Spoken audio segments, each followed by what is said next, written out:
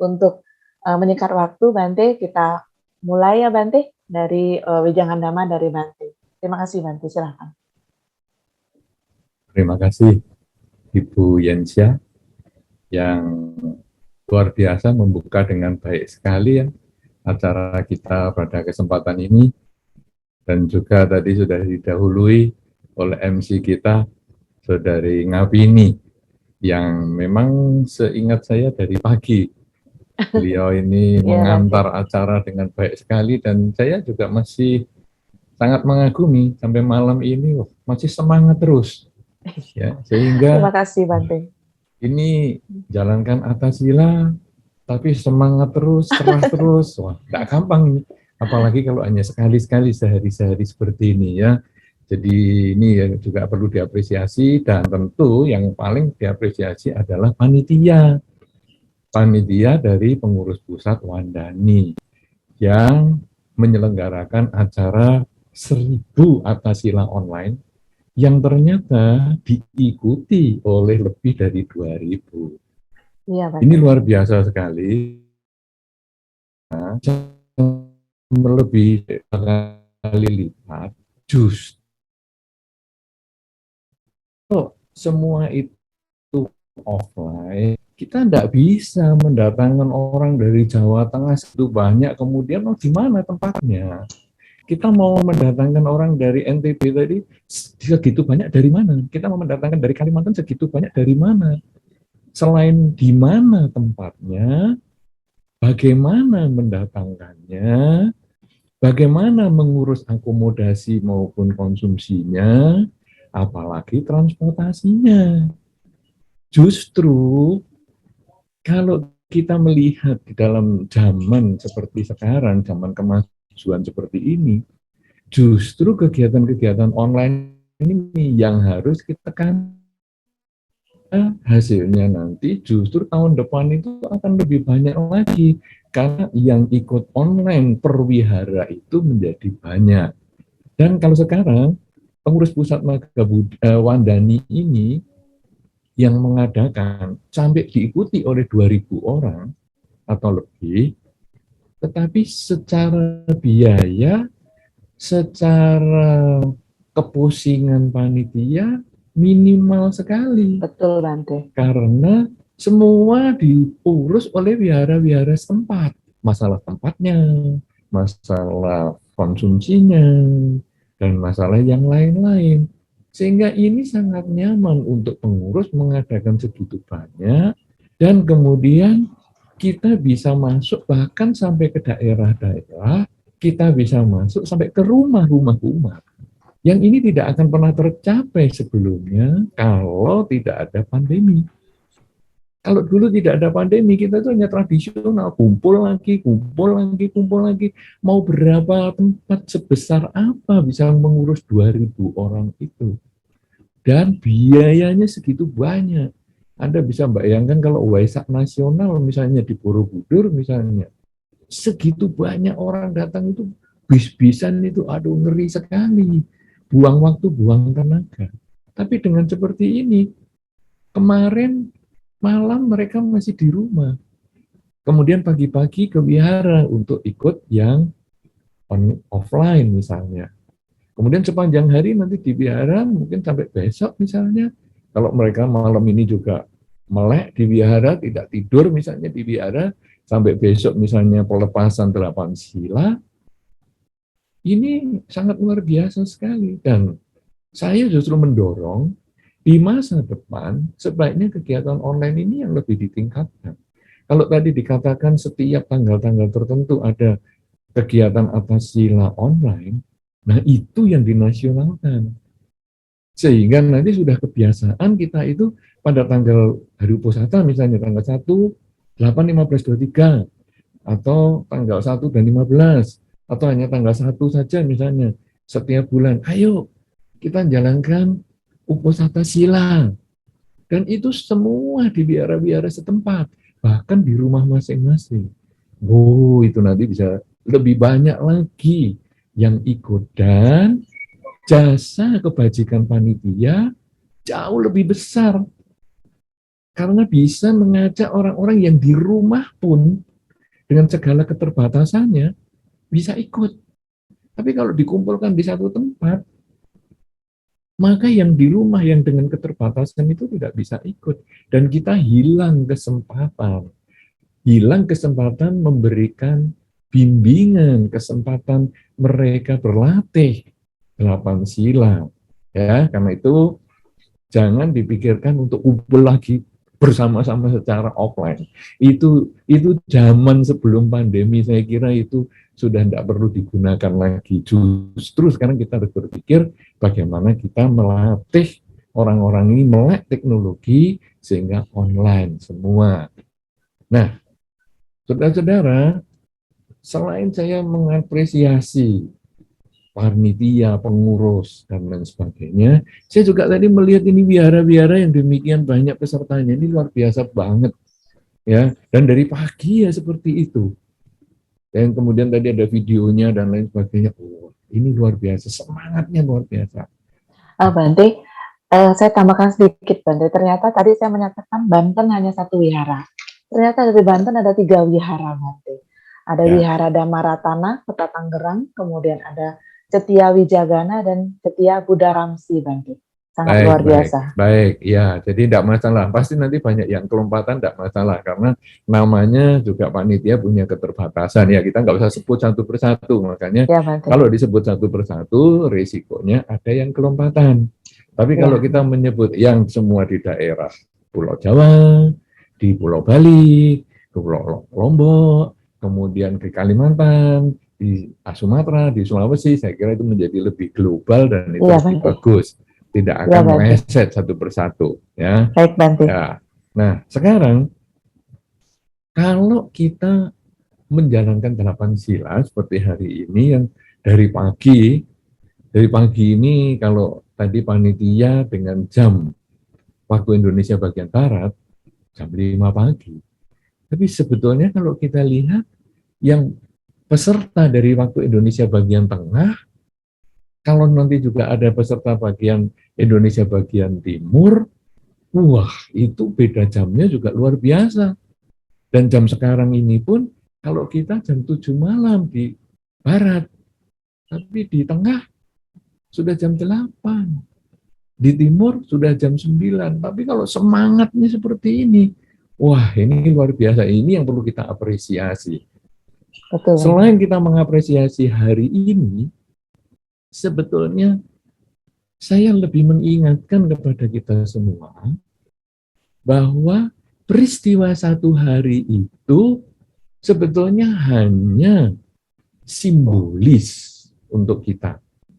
Artinya, ini sama dengan kalau misalnya kita Hari Ibu, ya ini karena yang mengadakan kan pengurus pusat Wandani biasanya sangat akrab dengan Hari Ibu. Hari Ibu kalau di Indonesia bulan Desember. Nah, kita kemudian memperingati Hari Ibu itu dengan melakukan sesuatu yang berkesan untuk ibu kita. Biasanya di beberapa wihara kemudian membasuh kaki ibu. Ya, nah ini satu latihan bahwa 1 tahun ini aku ada 1 hari membasuh kaki ibu, menghormat kepada ibu. Tapi bukan berarti hanya dilakukan pada tanggal 22 Desember saja, Hari Ibu di Indonesia itu. Kemudian kalau tanggal 23 boleh bebas, ibunya boleh dimaki. Kalau 21 Desember, kan belum Hari Ibu, jadi ibunya boleh disakiti. Nah, ini saya kira konsep yang keliru. Konsep yang tepat adalah tanggal 22 Desember itu kita menghormat Hari Ibu sebagai satu peringatan, satu pengingat bagi kita bahwa saya bertekad sepanjang hari, sepanjang waktu saya akan menghormat ibu saya. Walaupun mungkin saya tidak mencuci kaki ibu saya setiap hari atau setiap malam, tapi saya tetap menghormat ibu saya dengan pikiran yang baik, ucapan yang baik, dan perilaku yang baik. Demikian pula ketika ada hari ayah atau hari guru, saya melakukan penghormatan kepada beliau hari ini sebagai peringatan supaya sepanjang waktu, sepanjang masa, saya selalu menghormat kepada beliau. Itu kan kemudian ada menghormat mereka yang patut dihormat adalah berkah yang utama. Itu kalimatnya adalah seperti itu, bukan menghormat kepada mereka yang patut dihormat pada hari penghormatan mereka, itulah berkah utama. Nah, itu menjadi tidak tepat karena kalau menghormat mereka yang patut dihormat pada hari penghormatan mereka, berarti sehari hanya setahun hanya sekali. Kalau hari ibu ya 22 Desember, hari bapak beda lagi, hari ibu di dunia beda lagi, hari guru nanti beda lagi. Sepanjang waktu yang lain, kita melupakan penghormatan itu.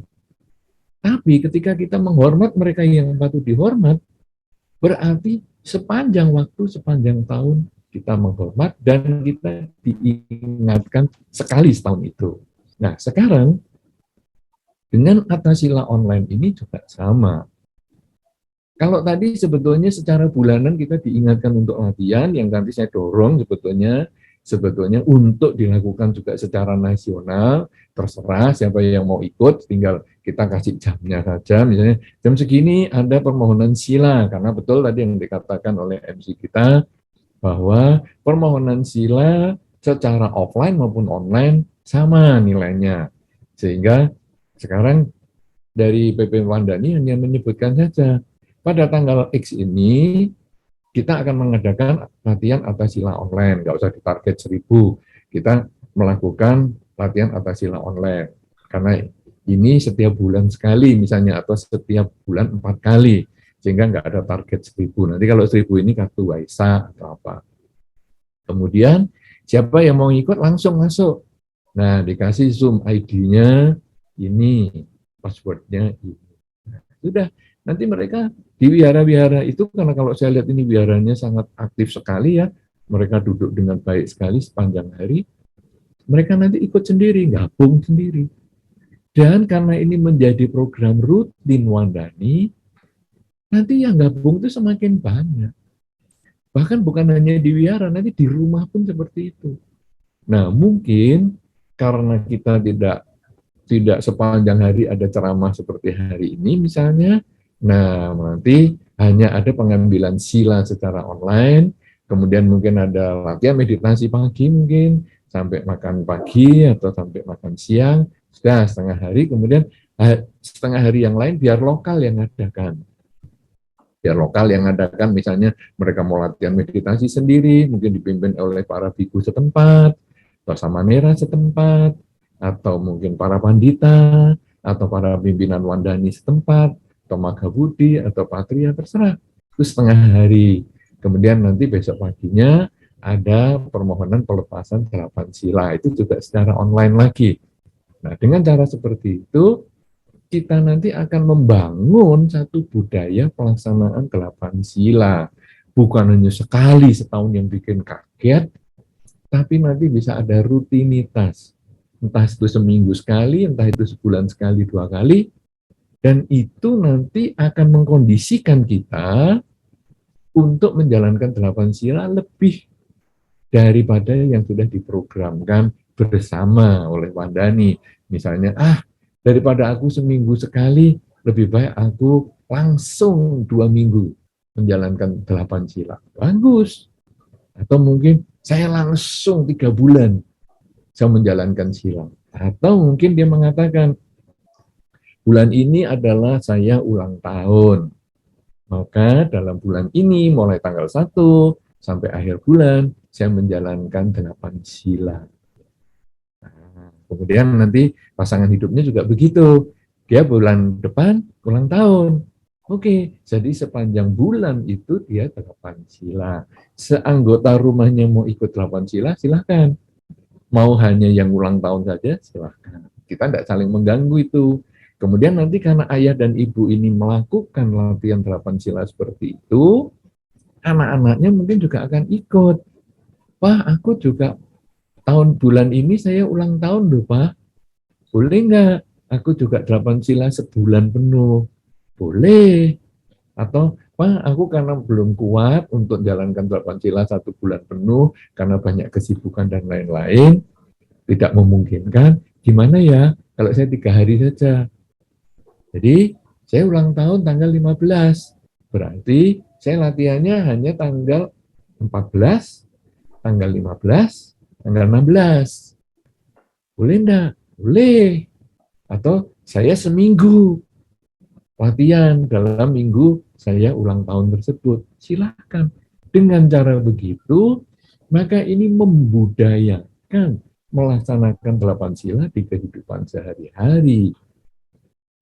Kalau kita sudah membudayakan 8 sila dalam kehidupan sehari-hari, pada waktu Waisak depan, Waisak tahun 2023, pengurus pusat Wandani mengadakan lagi 1.000 lagi, yang ikut mungkin sudah 5.000 hari itu. Karena sudah dilatih setiap bulan seperti itu, sehingga mereka terbiasa. Dan di dalam setahun itu, kemudian atau mungkin hari-hari raya ya, jadi pada waktu Magha Puja, kemudian pada waktu misalnya nanti ada Asada, ada Waisak, ada Asada, kemudian ada Katina, itu yang dilakukan sepanjang hari, kemudian ada ceramah-ceramah seperti ini. Sehingga mereka dapat masukan yang lebih banyak dan itu membangkitkan semangat yang luar biasa. Nah, kalau dengan cara seperti itu, maka pengurus pusat Wandani ini dapat mengkondisikan orang berbuat baik. Mengkondisikan orang berbuat baik itu diri sendiri sudah berbuat baik.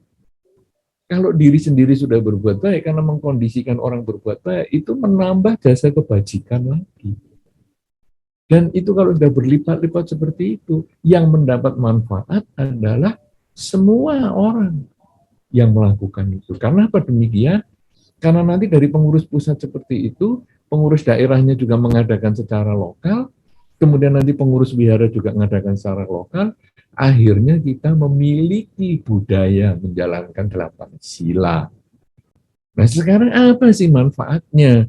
Menjalankan sila kok demikian didorong seperti ini, sampai diperkuat seperti ini.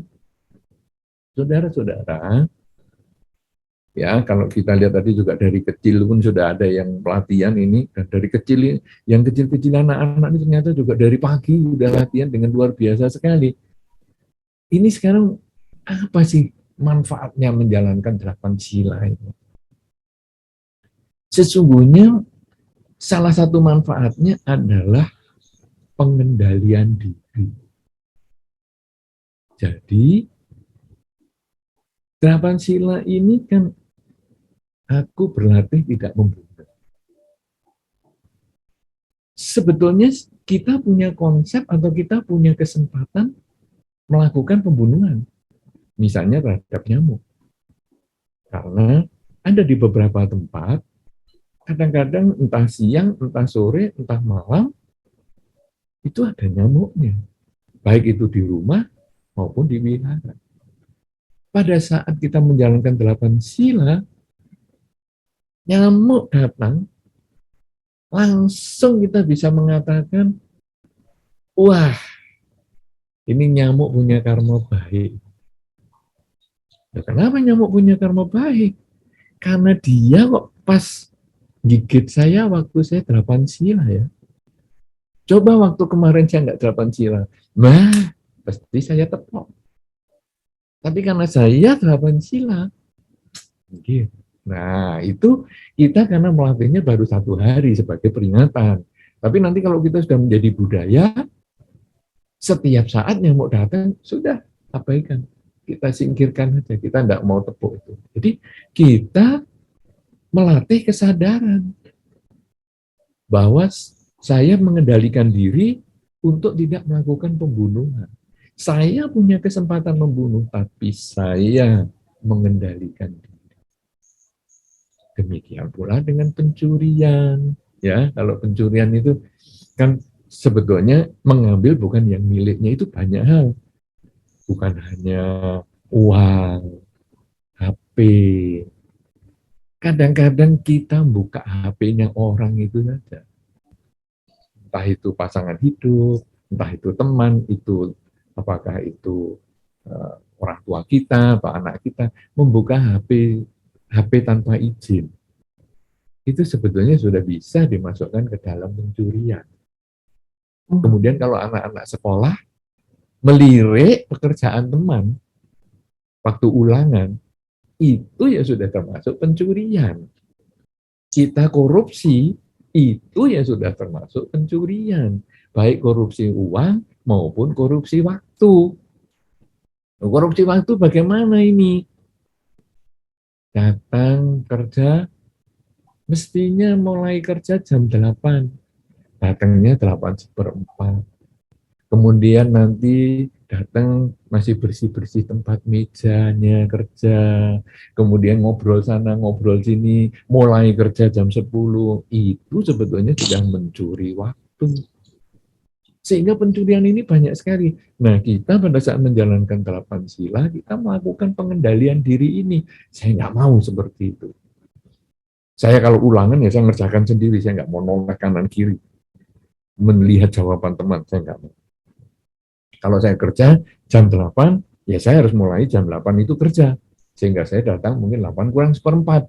Saya beres-beres meja kerja saya, sehingga jam 8 tepat, saya siap kerja. Itulah mencuri, kita bisa lepaskan. Karena saya berlatih untuk tidak mencuri, saya mengendalikan diri, menghindari pencurian itu. Nah, kemudian kalau 5 sila perzinahan, tapi kalau 8 sila tidak melakukan hubungan seksual bahkan dengan pasangan hidupnya sendiri. Artinya saya mengendalikan diri. Karena kalau tadi misalnya, oh ya mungkin Ibu Yensi tadi kan menyampaikan, saya pernah diwawancara oleh Pak Helmi ya. Kan beliau menyampaikan satu ketika, apakah menjadi biku itu masih ada dorongan seksual? Kan beliau menyampaikan seperti itu. Kemudian di sana kan saya kasih jawaban bahwa dorongan seksual itu sama dengan dorongan-dorongan emosi yang lain seperti lapar, marah, dan sebagainya. Nah, kalau sekarang lapar misalnya, ini yang hari-hari ini pada lapar nih ya, agak kelihatan pucat juga beberapa orang ini kelihatannya, tapi duduknya masih pada tidak bagus. Ya. Nah, sekarang lapar. Waduh, ini jam 7, jam 8 ini. Ini jam-jamnya lapar ini. Biasanya saya makan jam 7, jam 8 ini. Aduh, sekarang saya duduk di sini nih. Nah, tapi karena kita mendengarkan Dharma, mengikuti kegiatan acara seperti ini, sampai nanti jam 9, jam 10, di satu daerah, jam 11 di daerah yang lain, laparnya hilang.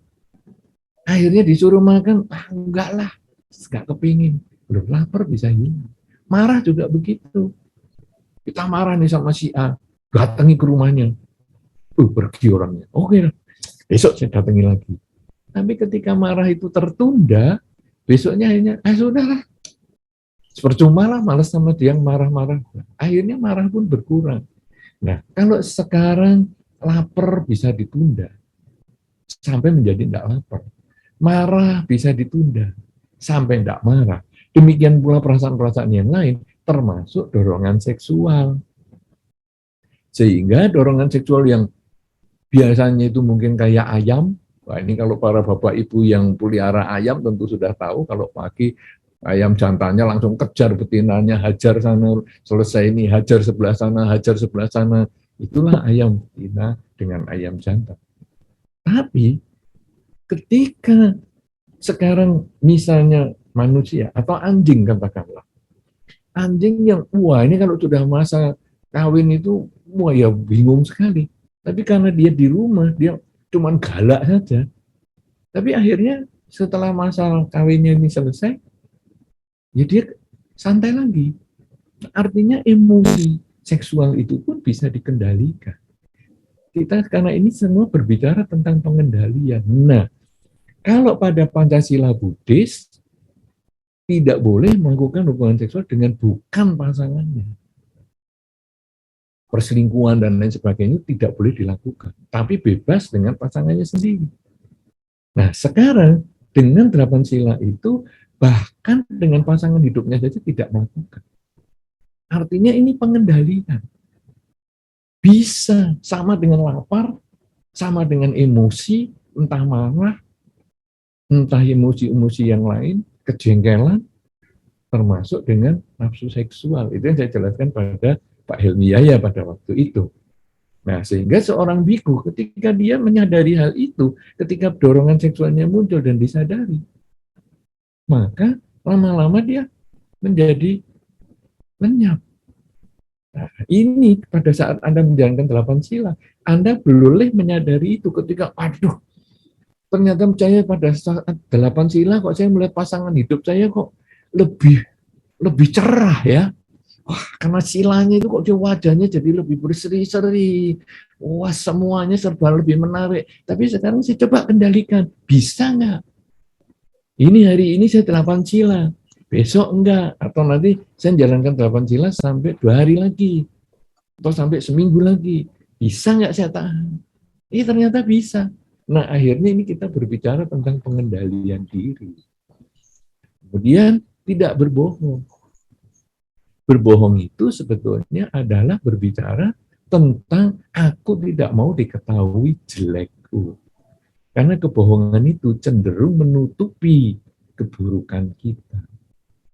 Misalnya, kamu kemarin ada program 1000 atas sila, kamu ikut enggak? Aduh, saya ini pandita, tapi kalau saya ngomong nggak ikut, nanti saya kan jadi dipermalukan. Wah, ikut. Akhirnya itu, kita menjadi sumber kebohongan. Ikut aku. Loh, tapi kok kamu kelihatan tidak aktif? Iya, aku di rumah. Aku masa ikut harus pengumuman sama kamu? Nah, ini. Padahal sebetulnya kita nggak ikut. Kita di rumah santai-santai, nonton televisi, film seri. Wah, seru banget. Ya, itu karena kita malu diketahui. Kemudian pas di wihara, atas sila begini, nepok nyamuk. Duh, kamu kok bunuh nyamuk? Ini kan 8 sila. Tadi pagi kan kamu sudah minta sila kepada Bhante Santa Cito. Kenapa? Kok sekarang kamu nepuk nyamuk? Oh, aku tuh menepuk itu dengan kesadaran. Dan aku tuh sebetulnya membantu nyamuk itu. Aku tuh berdana dhamma. Loh, bantu apa? Membantu nyamuk ini supaya lahir di alam yang lebih baik. Ini kan tadi di wihara. Nah, ketika dia mati di wihara, ini kan karma baik. Nah, saya mematangkan karma baik dia supaya dia lahir di alam lain. Itu sebetulnya dia ngomong yang banyak sekali ini untuk menipu. Karena kita tidak tahu nyamuk ini lahir di mana. Kalau lahir di alam menderita, kita malah yang keliru.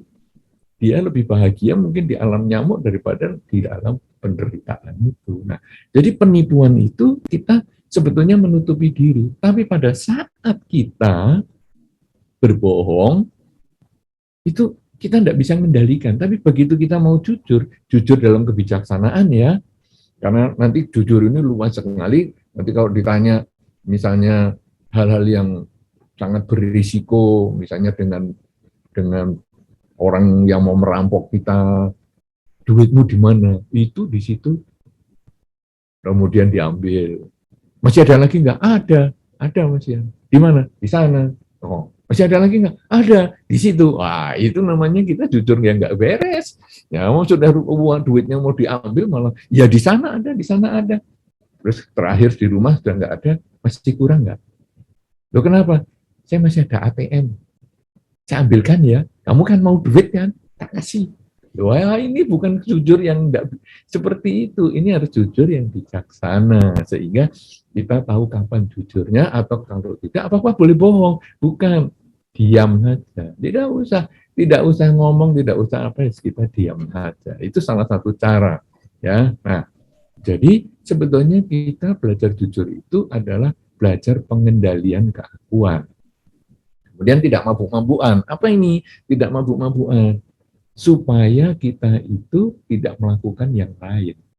Yang 4 ini. Saudara-saudara, yang paling gampang orang mabuk ditanya. Ya, saya kira Anda pernah ketemu dengan orang mabuk, kemudian Anda tanya, kamu mabuk ya? Enggak mabuk. Mabuk enggak? Enggak mabuk. Pasti mabuk, kamu mukanya aja merah. Enggak. Awas kamu. Mau kelahi ya? Nah, ini mulai sudah.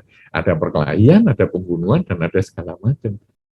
Itulah makanya di dalam Dhamma kemudian kita tidak boleh juga mabuk-mabukan. Karena mabuk-mabukan ini sebetulnya kan nggak ngapa-ngapa. Ini mengkondisikan pelanggaran sila 4 lainnya. Karena itu ini juga kita. Nah, sudah tidak membunuh, tidak mencuri, tidak melakukan hubungan seksual bahkan dengan pasangan hidupnya, kemudian juga tidak berbohong dan tidak mabuk-mabukan, maka di dalam 8 sila ini ada juga yang berpuasa setelah jam 12 siang. Nah, saya katakan demikian karena banyak orang di antara umat Buddha masih sering salah dengan 8 sila ini. Para ibu-ibu, para wanita biasanya kalau diajak di wihara sore hari, kemudian diajak, ini habis acara arisan, ayo makan. Oh enggak lah, saya 8 sila. Oke, 8 sila. Tapi 8 sila kok nontonnya film seri. Kemudian kok nyanyi. Kemudian kok nepui nyamuk. Aku 8 sila itu cuma ndak makan setelah jam 12 siang. Loh ya bukan itu. Aku tuh mau diet soalnya, jadi aku ndak makan setelah setengah hari. Loh ya bukan itu. Itu namanya jadi eka sila. Karena yang 7 nggak dijalani. Hanya 1 yang dijalani, ndak makan setelah jam 12. Padahal kalau namanya 8 sila, tidak makan setelah jam 12 itu salah satu, bukan satu-satunya. Ya, jadi beberapa orang kan sering, ini nanti Anda kalau ditanya di wihara-wihara ini kan banyak kelompok-kelompok wihara nih, ditanya, besok ya, kamu jalankan 8 sila. Apa jawabnya biasanya? Aku nggak kuat doh kalau disuruh nggak makan malam. Jadi dianggapnya itu hanya tidak makan setelah jam 12 siang, ini aneh banget. Tapi ya namanya inilah tugas kita untuk membina supaya jangan hanya punya konsep hanya satu sila, tapi sebetulnya gabungan dari kedelapan. Nah, jadi kalau tidak kuat makan malam gimana? Gampang, sediakan madu. Ya, madu ini boleh dimakan malam. Loh, madu kok dimakan? Iya. Nah, begini caranya. Sediakan aja 1 botol madu untuk orang 1 wihara ini. Kemudian 1 botol itu madunya diletakkan di sendok. Sendok teh aja sudah cukup. Tapi kalau mau sendok makan ya nggak apa-apa. Tapi kalau sendok nasi saya kira kebanyakan. Ya. Sendok makan aja. Kemudian madunya dituang situ terus langsung ditelan. Langsung dimasukkan mulut. Mau agak dikulum sedikit ya boleh. Dicampur ludah kemudian ditelan. Tapi kalau enggak ya langsung ditelan boleh. 3 sendok makan. Aduh, sudah enggak kepingin yang keempat. Tapi kalau mau sampai ngabisin 1 botol, wah ya saya enggak tahu itu. Itu memang luar biasa. Ya, tapi biasanya 3 sendok aja sudah enggak kepingin makan. Sudah cukup kenyang. Jadi para bapak ibu sebetulnya bisa dengan menggunakan madu itu. Ya, tapi kalau mau hemat ya air madu. Sehingga 1 botol madu dicampur dengan air menjadi 1 galon. Ya sudah minumnya 5 gelas besar gitu ya pasti kenyang juga. Kenyang air manis. Tapi ya oke lah, enggak apa-apa, itu bisa. Ya. Nah, jadi sebetulnya bisa begitu kalau bagi yang enggak tahan lapar. Kemudian sudah tidak makan setelah jam 12, sudah bisa caranya seperti itu, jadi jangan punya alasan, aduh aku nggak bisa kalau nggak makan. Tidak ada alasan. Kemudian tidak menggunakan wangi-wangian, tidak menggunakan perhiasan, tidak nonton tari-tarian, dan lain sebagainya. Sebetulnya pada prinsipnya pengendalian diri tidak menggunakan sarana hiburan. Jadi sebaiknya HP pun jangan dibuka lah. Ya, di hari yang atas sila seperti hari ini, jangan dibuka. Maka tadi kalau Ibu Yanci tanya, apakah kita boleh agak guyon-guyon sedikit? Guyon-guyon itu cenderung ada kebohongannya. Makanya saya tadi katakan kalau sehari saja sebaiknya tidak. Lu bohong gimana? Misalnya guyonnya itu ngeprank. Nah, jadi ngeprank itu kan sebetulnya bohongi. Jadi misalnya gini, cepet, cepet. Ini kan tadi ada kesempatan ke toilet. Cepet, cepet ke toilet. Kenapa? Airnya mau habis. Itu udah banyak orang. Airnya mau habis. Nanti repot loh. Kamu kalau airnya habis. Oh iya, ya. Oh cepet, cepet. Wah, ternyata airnya di situ berlimpah-limpah. Hore, kena prank kamu. Nah, ini memang semua ngakak-ngakak sih, ketawa, happy-happy. Tapi ini kan kebohongan, walaupun tidak merugikan. Ya, ini tidak merugikan, karena kebohongannya bukan penipuan, tetapi ini kan tetap karma buruk. Karena kebohongan itu kan ada niat untuk membohongi, ada usaha untuk membohongi, dan yang dibohongi percaya. Buktinya tadi mau ke toilet buru-buru, takut kehabisan air. Ternyata enggak. Kemudian makan siang tadi juga. Cepet-cepet makan siang. Wah, nasinya mau habis loh.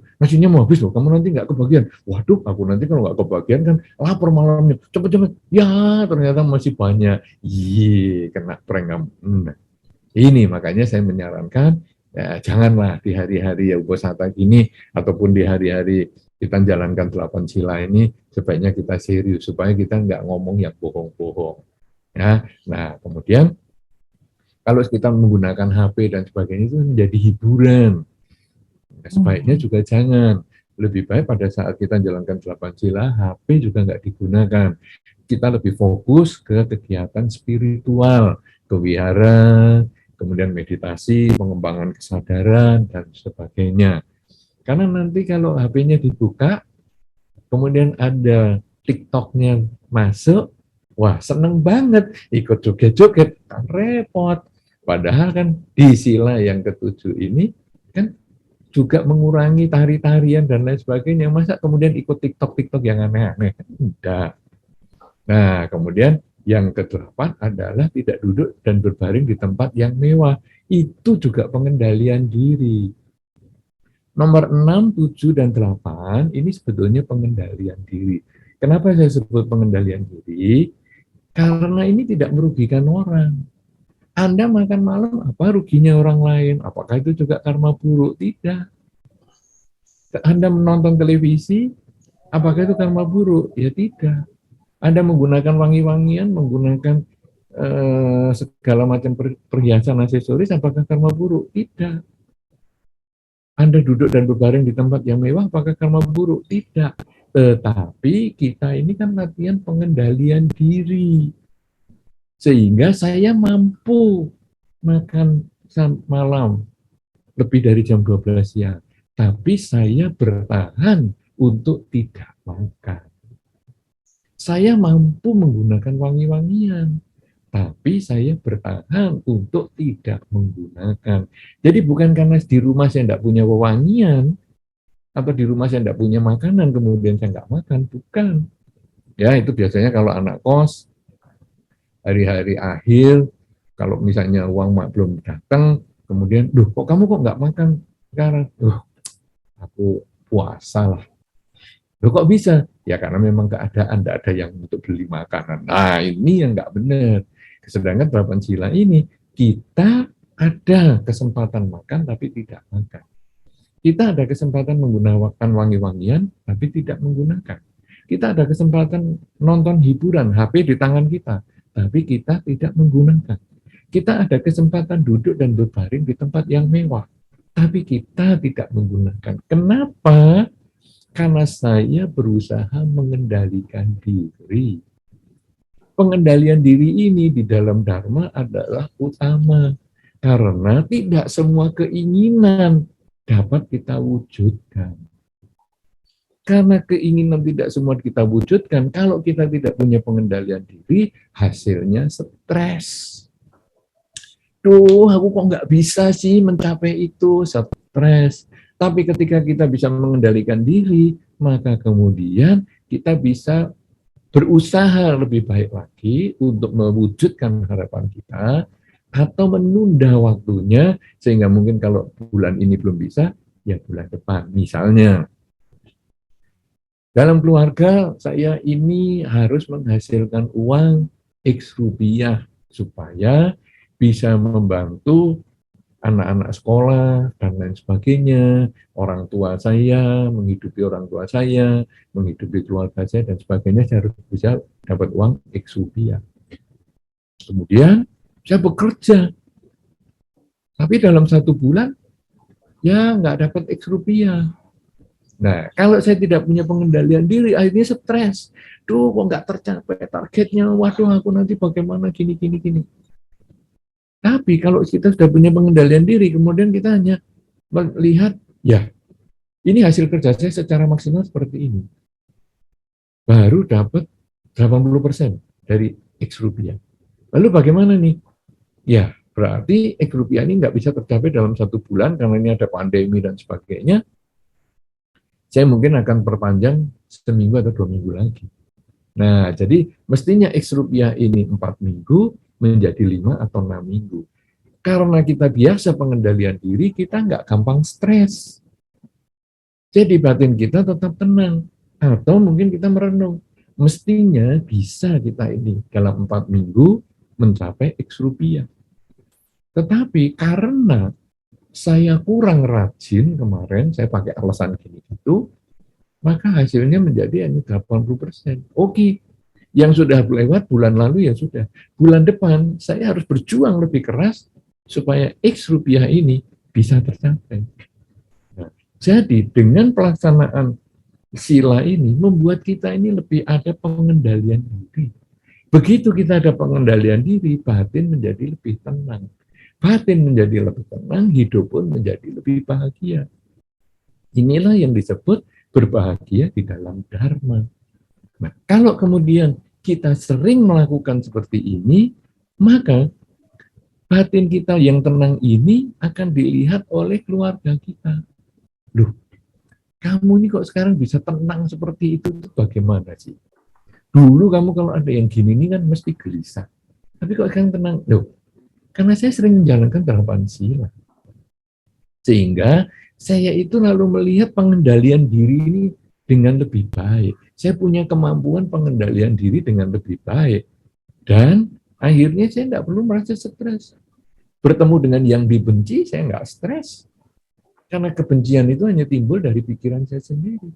Berpisah dengan yang dicinta, saya juga tidak stres. Kenapa? Karena percintaan itu juga timbul dari keinginan saya. Saya mencintai dia karena dia bisa memenuhi keinginan saya. Saya membenci dia karena dia tidak bisa memenuhi keinginan saya. Jadi cinta dan benci hanya karena keinginan saya. Ketika saya bisa mengendalikan 8 sila, maka hasilnya saya ada pengendalian diri. Batin menjadi terbebas. Bertemu dengan yang dibenci saya ya tenang, berpisah dengan yang dicinta, saya juga tenang. Dan saya menjadi bahagia. Nah, inilah yang menjadi keluhuran praktek Dharma, yaitu praktek dalam hal ini adalah 8 sila yang dapat membawa kebahagiaan. Jadi kita menjalankan 8 sila ini bukan hanya sekedar upacara, hanya sekedar tradisi, tapi sebetulnya masuk ke dalam perbaikan diri supaya kita mampu mengendalikan diri untuk jangka pendek maupun jangka panjang, sehingga hasilnya nanti keluarga kita tertarik melihat kita dan cobalah aku mau ikut. Nah, kebahagiaan ini akan ditularkan kepada keluarga. Dan akhirnya mereka juga mengatakan, iya ya, benar juga. Sekarang aku sudah membuktikan, aku sudah mengehipasiku, datang dan buktikan bahwa ternyata melaksanakan sila yang artinya pengendalian diri ini bisa menimbulkan kebahagiaan. Dan ketika keluarga kita bisa seperti itu, dilihat oleh keluarga-keluarga yang lain, kok keluarga ini selalu bahagia ya, walaupun dalam suasana pandemi seperti ini. Apa resepnya? Kemudian kita menyampaikan pengendalian diri, karena kita biasa menjalankan 8 sila yang diinisiasi oleh PP Wandani pada saat waktu Waisak 2022, tapi aku terus jalankan sepanjang waktu, sehingga aku menjadi berubah, setiap saat, menjadi lebih terkendali. Demikian pula dengan keluargaku. Dan kamu tetap bisa jalankan. Walaupun mungkin kamu bukan Buddhis, kamu menjalankan 8 sila juga bisa. Karena ini tidak selalu berhubungan dengan agama, ini berhubungan dengan perilaku, apapun keyakinanmu. Nah, begitu tetangga bisa mengikuti, maka dalam satu daerah itu ada 2 keluarga yang sudah menjalankan 8 sila, menjalankan pengendalian diri. Kalau 2 keluarga dalam lingkungan itu kemudian menginspirasi lingkungan keluarga-keluarga yang lain, akhirnya menjadi 3 keluarga, 10 keluarga. Menjadi satu masyarakat, menjalankan 8 sila, walaupun bukan harus Buddhis. Nah, semua menjalankan pengendalian diri. Ketika dalam satu masyarakat selalu mengendalikan diri, diikuti oleh anggota-anggota masyarakat yang lain, jadilah negara yang berisikan warga negara yang penuh pengendalian diri. Ketika warga negara di Indonesia ini penuh pengendalian diri, dilihat oleh negara-negara yang lain, mereka bisa mengikuti.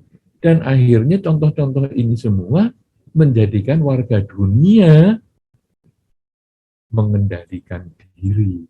Ketika dunia mengendalikan diri, mampu masing-masing penduduk dunia mengendalikan diri, maka dunia ini dapat berkurang kegelisahannya, berkurang kerusuhan-kerusuhannya, berkurang kekacauan-kekacauannya, karena banyak orang mengendalikan diri.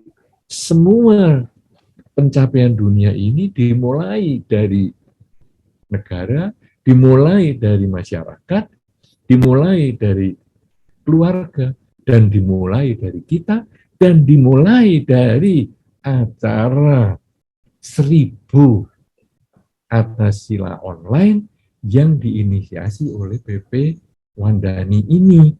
Dan ini kalau menjadi program yang jangka panjang, maka bukan cuma di lingkungan Buddhis saja bisa mencapai dunia. Kedamaian dunia diawali dengan kedamaian diri. Kedamaian diri diawali dengan kebahagiaan diri. Kebahagiaan apa? Karena berhasil melepaskan keakuan, melepaskan ketamaan, melepaskan kebencian, melepaskan kegelapan batin, sehingga batin menjadi bahagia, yang menjadi buah dari keluhuran praktek. Khususnya di sini 8 sila yang dapat membawa kebahagiaan.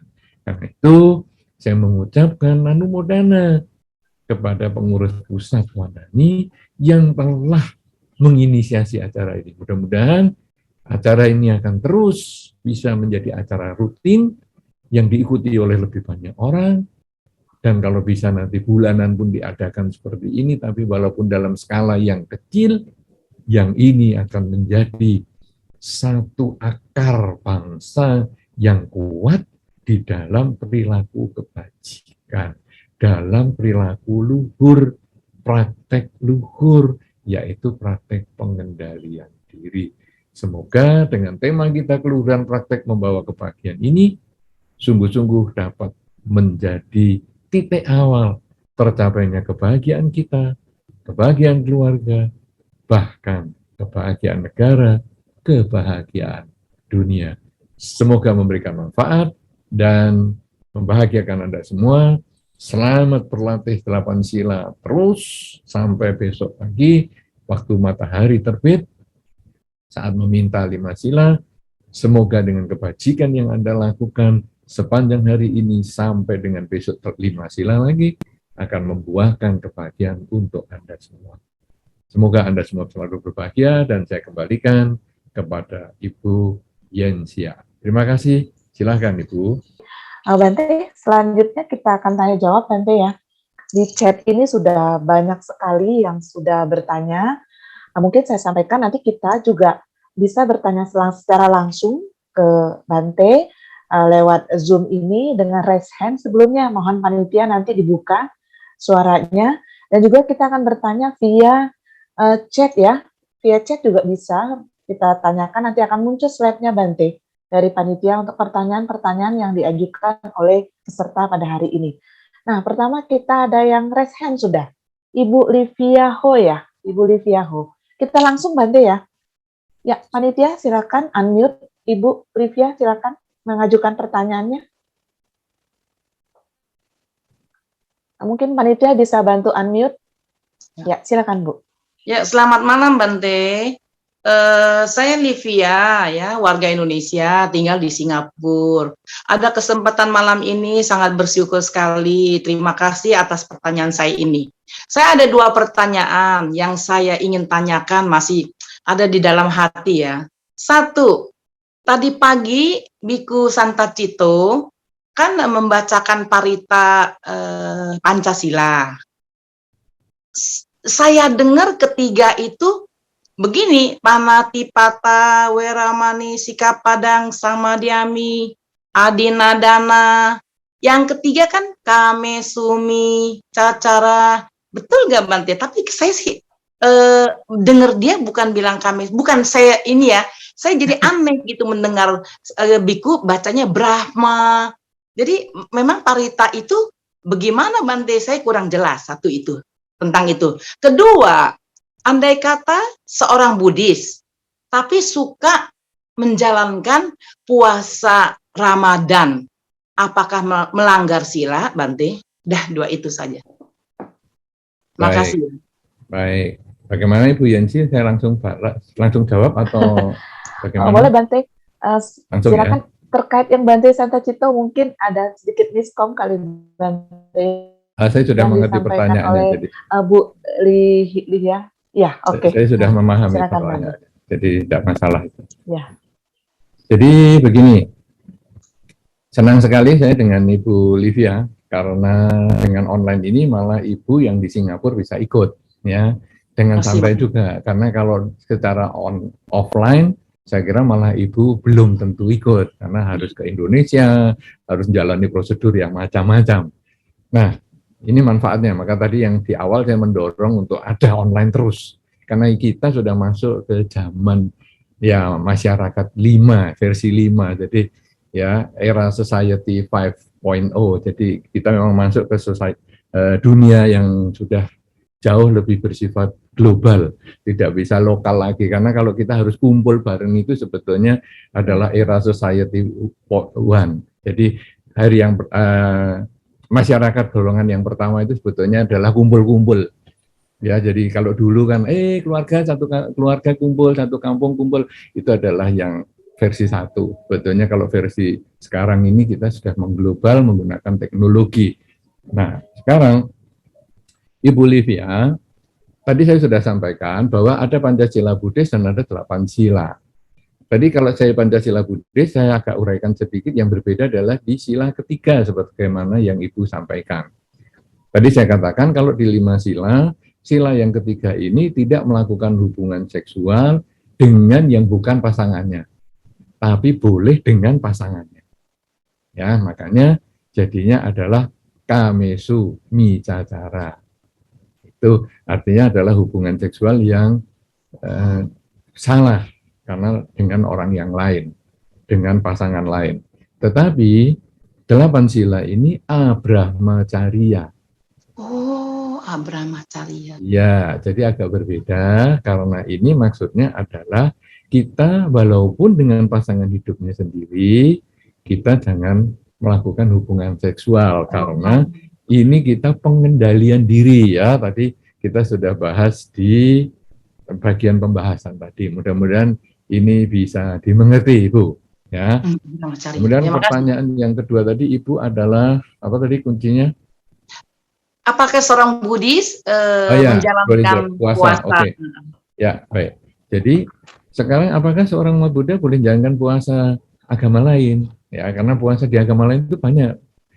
Boleh aja, tidak masalah. Karena puasa itu adalah pengendalian diri. Nah, kalau sekarang apakah umat agama lain boleh menjalankan puasa Buddhis? Wah, itu tergantung mereka. Kita nggak mau mencampuri urusan agama lain. Tapi kalau kita mau ikut agama lain untuk puasa tertentu atau apa, silakan, nggak ada problem. Itu, Ibu. Jadi tidak ada karma buruk karena itu semua adalah pengendalian diri. Ya. Jelas, Ibu? Makasih ya, Bante. Sama-sama. Oke, terima kasih Bu Livia. Ini Ya. masih ada 2 yang raise hand, kita akan kasih kesempatan dulu Bante sebelum kita memulai dari yang pertanyaan dari chat. Dengan Ibu Hana dari Jambi, silakan Bu Hana. Bisa di-unmute, Bu. Ya, silakan Bu Hana. Namo Buddhaya, Bante, Ibu Namo Yensia. Buddhaya, Namo Buddhaya. Bante mau tanya sedikit, kalau kita melaksanakan atasila, terus kita ada dalam masa pengobatan, misalnya memasang salep obat gitu kan, apakah itu diizinkan ya Bante? Terus yang pertanyaan kedua Bante, kita kalau atasila kan lewat jam 12 siang kan sudah tidak boleh makan. Tapi kalau kita minum seperti air kelapa, air dogan, itu diizinkan apa tidak Bante? Itu saja Bante pertanyaannya, terima kasih. Baik, Ibu Hana dari Jambi ini juga luar biasa yang juga bisa memanfaatkan kegiatan online dengan baik. Karena kalau offline mungkin ya Ibu bisa kurang ada kesempatan untuk berkumpul di tempat yang mungkin Wanda niadakan. Nah, sekarang karena online Ibu bisa ikut dan mungkin Ibu juga di rumah. Bagaimana ya kalau sakit dan minum obat? Obat boleh diminum Ibu, tidak masalah walaupun atasila. Nah, kemudian ini obatnya ini perlu makan ini. Bagaimana ya? Nah, tadi saya sudah sampaikan. Anda kalau kebetulan menggunakan obat, konsumsi obat yang perlu makan, mungkin dengan minum madu 3 sendok itu sudah cukup bagus. Madu, letakkan di sendok makan, biasanya sih sebetulnya sendok teh itu sudah cukup, 3 sendok teh sudah cukup, tapi ada beberapa ya 3 sendok makan, itu sudah bagus. Kemudian Anda sudah merasa nyaman, kemudian baru minum obatnya. Boleh, itu bisa dilakukan, Ibu, tidak masalah. Kemudian kalau tadi yang pertanyaan kedua adalah tentang Air kelapa Bante. air kelapa, apakah Minum boleh air kelapa. diminum? Kalau di dalam peraturan sebaiknya tidak minum air yang dari buah yang lebih besar dari kepalan tangan. Saya lebih menyarankan karena ini peraturan ini macam-macam ya, nanti daripada Ibu bingung. Sebaiknya kalau setelah tengah hari minumlah yang netral saja, misalnya air putih. Air putih itu sebetulnya air bening ya, karena kalau air putih itu susu. Jadi air bening, ya air mineral itu boleh. Anda mau minum seberapa banyak boleh, itu 1 galon juga boleh. Kemudian sebetulnya teh itu juga bisa, teh manis itu juga bisa. Jadi kalau lapar, minumlah teh manis itu bisa. Tapi madu sebetulnya paling bagus. Gitu. Ya, Ibu Hana, sudah terjawab 2 pertanyaannya. Terima kasih Bante. Ya, terima kasih Ibu Hana dari Jambi. Kita lanjut dulu dengan Ibu Miani dari Jakarta. Sebelum panitia mohon yang chatnya nanti pertanyaan chat mulai ditampilkan setelah ini ya, kita skip untuk yang bertanya langsung. Silakan Ibu Miani dari Jakarta. Terima kasih kepada panitia. Namaste Bante. Nama saya Miani. Saya ingin mengajukan pertanyaan. Begini, saya sudah lumayan terbiasa untuk melakukan atasila Bante. Tetapi yang saya mau tanyakan kali ini adalah berkaitan dengan pekerjaan saya sebagai tenaga kesehatan, dokter di rumah sakit. Jadi pada saat tertentu, saat saya bekerja, itu apalagi dalam keadaan pandemi saat sekarang ini, jadi saya disiplin tidak membuka masker, tidak minum, tidak makan sampai saya selesai.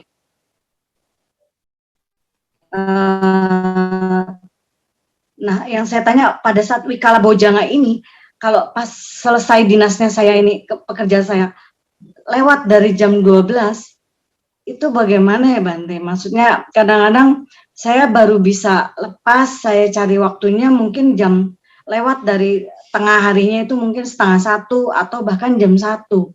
Kalau saya tidak makan, pernah sih saya coba ya bisa saja, cuma dalam hal ini saya bertanya pada Bante sebaiknya bagaimana. Itu pertanyaan pertama. Lalu kedua Bante, pada saat saya bekerja, dulu saya pernah bertanya pada salah seorang, saya lupa entah biku atau pandita,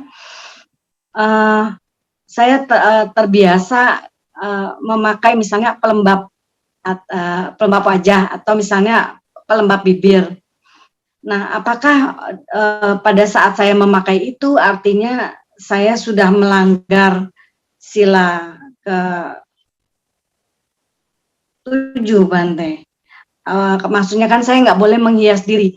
Sebenarnya sih bukan menghias, cuma karena terbiasa memakai pelembab karena di AC itu udaranya kering sekali di tempat kerja. Kalau nggak pakai, sudah nggak minum, nggak makan, kayaknya nggak enak, itu pecah rasanya bibir. Demikian pertanyaan saya. Terima kasih Bante kesempatannya. Baik, Ibu Miani atau mungkin Dokter Miani ya, yang luar biasa pertanyaannya karena sehubungan dengan profesinya dan berbenturan dengan latihan 8 silanya. Kita perlu mengetahui bahwa sila yang ke-6 itu artinya tidak makan setelah tengah hari. Wikala bojana itu tidak makan di luar waktu yang diizinkan, yaitu tengah hari. Tidak pernah disebut jam 12 siang. Maksudnya bagaimana tengah hari? Bagi Anda yang sering di lapangan, Anda akan mengetahui yang disebut tengah hari itu adalah bayangan kepala kita bisa diinjak sendiri oleh kita, bukan oleh orang lain. Yaitu disebut tengah hari. Jadi persis matahari titik kulminasi di atas kepala kita. Itu maka bayangan kepala kita bisa kita injak sendiri. Nah, karena matahari itu selalu bergerak dari utara ke selatan, selatan ke utara, dan seterusnya, maka titik kulminasi itu waktunya selalu berbeda.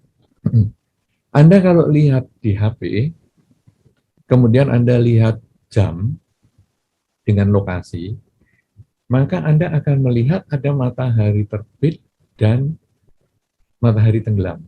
Ya, kalau Anda lihat dan perhatikan itu.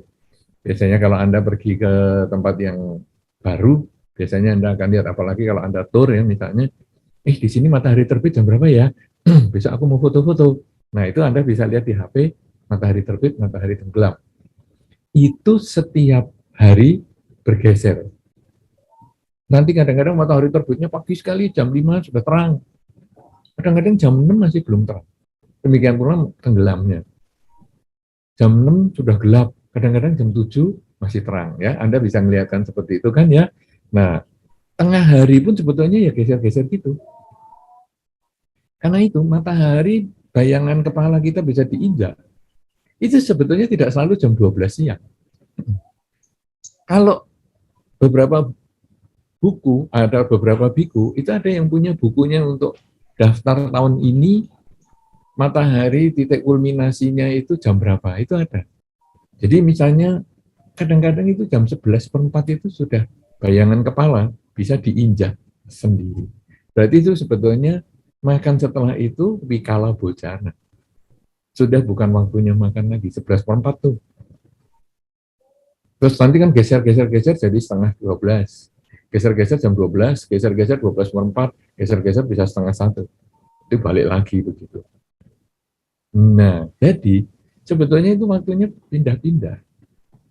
Cuman untuk mempermudah masalah, dibikin kesepakatan jam 12 siang. Nah, dari situ munculnya, akhirnya terjadi kegelisahan dari Dokter Miani ini tadi. Waduh, aku sudah 12:30 ini bagaimana? Nah, kemudian kalau tadi saya sampaikan, tidak makan yang sila ke-6 tadi, tidak makan setelah jam 12, setelah waktu makan. Kemudian tidak nonton tari-tarian, tidak menggunakan wangi-wangian yang sehubungan dengan pertanyaan kedua juga, tidak menggunakan aksesoris di muka lah. Tapi tujuannya adalah untuk mempercantik diri. Itu kita perlu ingat bahwa definisinya sila ke-8 itu adalah, atau sila ke-7 adalah aku bertekad melatih diri tidak menari, tidak menyanyi, tidak bermain musik, tidak pergi melihat tonton-tontonan, tidak menggunakan wangi-wangian, bunga-bungaan, dan alat-alat kosmetik untuk tujuan menghias dan mempercantik diri. Dari penjelasan terjemahan ini, saya kira dokter sudah tahu atau kita semua sudah tahu bahwa untuk kesehatan tidak masalah, karena tadi kan dikatakan, wah saya kalau nggak pakai kan pelembab ini kan nanti muka saya jadi kering ini, itu tidak masalah. Ya, nah balik ke makan tadi jam 12 itu, karena sila ke-6, ke-7, ke-8 ini adalah latihan pengendalian diri. Yang kita lakukan itu bukan karma buruk, kalau membunuh itu karma buruk, kalau mencuri itu juga karma buruk, tapi kalau pengendalian diri ini kalau tidak kita lakukan, itu tekad kita kurang kuat, pengendalian diri kita kurang kuat. Nah, jadi tengah hari adalah kesepakatan, sekarang bagaimana ini? Anda coba pikirkan paling siang jam berapa Anda baru bisa makan siang. Nah, ini kalau sekarang, saya biasanya 12:30 baru bisa agak longgar lah, karena ada pengganti saya. Oke, kalau begitu, kita tentukan aja. Setelah jam 1 siang, saya nggak akan makan. Nah, jadi Anda 12:30 masih bisa makan. Jam 1 berhenti. Itu kalau yang kita menggunakan yang versi fleksibel. Tapi kalau kita menggunakan yang versi strict, versi keras, atau istilah saya versi garis lurus, bukan garis fleksibel, maka saya tidak akan makan. Walaupun sudah tengah hari, jam 12, saya tidak akan makan. Walaupun saya tahu, itu semua kesepakatan, tapi saya nggak mau makan. Nah, terus bagaimana nih? Kan saya nanti lemas. Apalagi di masa pandemi begini, saya ketemu pasien, kalau saya nggak fit, kan bisa sakit nih. Saya makan paginya saja yang saya lebih berat. Jadi biasanya saya makan pagi hanya roti misalnya dengan buah. Sekarang saya makan paginya agak berat. Misalnya nasi gudeg, nasi pecel, nasi goreng. Wah, atau nasi goreng iya, nasi gudeg iya, nasi pecel iya, dan nasi. Wah, ini pokoknya saya mau sepanjang hari nggak makan dah sebanyak itu. Ya terserah kalau mau kuat begitu. Ya, tapi biasanya ya dengan makan pagi yang cukup, sepanjang hari nggak makan ya bisa. Nah nanti, lah kan siang saya lapar. Nah itulah minum yang ada manisnya. Misalnya teh manis atau madu tadi, Anda persiapkan madu, sudah seperti itu. Dan saya kira itu sudah cukup bagus. Jadi Anda mau garis lurus atau mau yang fleksibel, tergantung Anda. Anda atur sendiri. Demikian pula yang Anda yang bekerja di kantor dan sebagainya, yang baru ada waktu istirahat jam 12 kan repot nih. Waduh, jam 12 nih, masa aku harus izin terus? Enggak. Ya sekarang Anda tentukan aja. Saya tidak makan kalau sudah jam 1. Jadi jam 12 Anda masih bisa perpanjang untuk makan. Karena itu kesepakatan saja. Begitu ya, Dr. Miani. Mudah-mudahan dimengerti.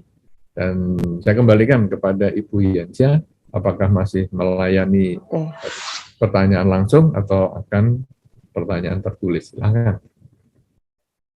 Ya, kita demikian Ibu Miani ya, kita langsung ke pertanyaan dari chat Bante, karena sangat banyak sekali pertanyaan dari chat pada malam hari ini.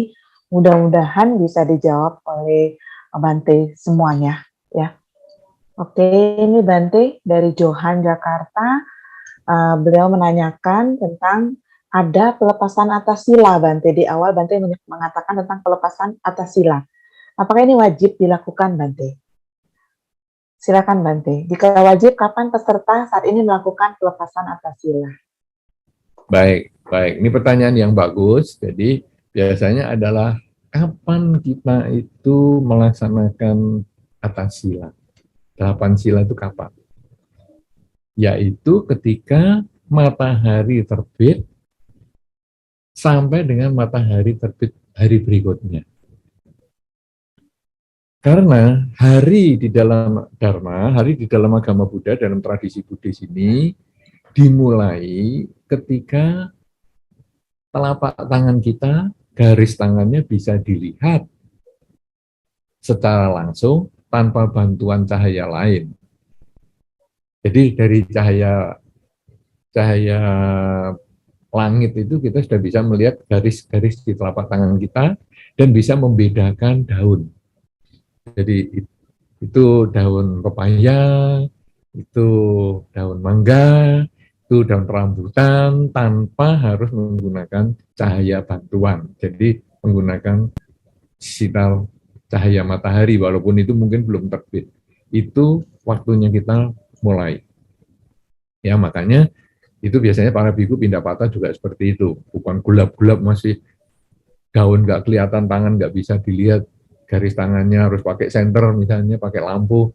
Nah, itu kita nggak boleh pindah patah. Tapi kalau sudah kelihatan semua, kita keluar pindah patah. Karena hari yang baru dimulai. Demikian pula menjalankan 8 sila, karena itu tadi dimulai jam 5 pagi. Bagus, itu rata-rata kita sudah matahari terbit jam 5 pagi. Ya, karena kalau kita lihat jam 5 berapa ya, sekarang matahari terbit jam 5 lah sekitar itu. Kemudian, sebetulnya nanti berakhirnya itu besok pagi. Saya tidak tahu apakah ini program ini, malam ini bagaimana Ibu Yansyah, apakah selesai acara ini selesai programnya atau besok masih ada pemerintahan 5 sila?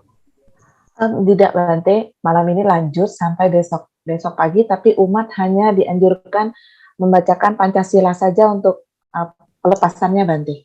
Jadi tidak diadakan oleh panitia khusus lagi untuk pelepasan.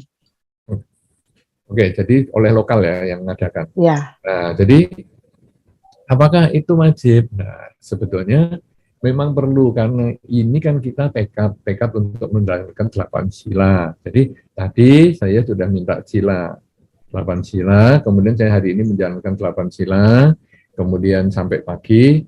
Nah, kalau menurut yang tadi dari pengurus pusat ini, acara ini besok tinggal baca Pancasilanya sendiri-sendiri, mungkin di wihara, Betul. atau mungkin di rumahnya masing-masing, pelepasannya sendiri tidak apa-apa. Berarti ini kan tidur di rumah boleh. Ya, tidur di rumah boleh, kemudian nanti baca paritanya Pancasila, membaca Pancasila Buddhisnya di rumah sebagai akhir dari latihan 8 sila. Tapi ada di beberapa tradisi Buddhis itu tinggalnya juga di wihara. Jadi kadang malam ini ya nggak tidur, meditasi jalan, meditasi duduk, mungkin diskusi dhamma sampai pagi. Kemudian pagi nanti membaca Pancasila Buddhis bersama-sama atau meminta tuntunan permohonan sila Pancasila Buddhis kepada seorang biku yang ada di situ. Itu boleh saja. Nah, apakah ini satu keharusan? Sebetulnya bukan keharusan, cuman idealnya. Kan kalau ada pembukaan kan baiknya ada penutupan. Tapi kalau tidak ada, ya tidak apa-apa. Ya, karena ini tekad. Seperti misalnya, saya mau jalankan 8 sila, misalnya ini di luar program dari Wandani misalnya. Hari ini saya menjalankan. Oke, saya pagi bangun tidur, membaca parita sendiri, kemudian saya membaca 8 sila. Kemudian hari ini saya jalankan sendiri, di rumahnya sendiri ya, altarnya sendiri.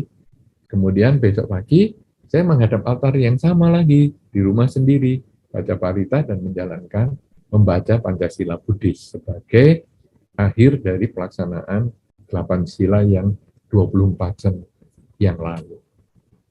Ini boleh juga. Jadi itu idealnya saja, tapi bukan keharusan. Makanya yang dijalankan pengurus pusat ini, panitia ini ya tidak keliru. Karena besok silahkan Anda baca sendiri, mau di rumah, di wihara setempat, silahkan, tidak masalah. Baik, Bante. Nanti melanjutkan sedikit, jika misalnya kita tetap mau lanjut 8 sila keesokan harinya, Bante, apakah umat peserta atas sila ini dianjurkan untuk mengulang 8 sila lagi, Bante? Atau otomatis jalankan saja, tidak perlu mengulang 8 sila? Nah, ini tergantung kebiasaan kita. Kalau kita sekarang tiap pagi suka membaca parita dan meditasi, ini kan umat Buddha soalnya kadang ya, kebanyakan ya adalah kalau pagi baca parita dan meditasi.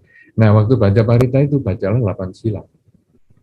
Kemudian meditasi. Tapi kalau tidak terbiasa, karena ada juga 1-2 umat yang tidak terbiasa baca parita, ya kalau mau mengakhiri atau tadi mau menyambung, 8 sila, ya enggak usah baca lagi ya boleh.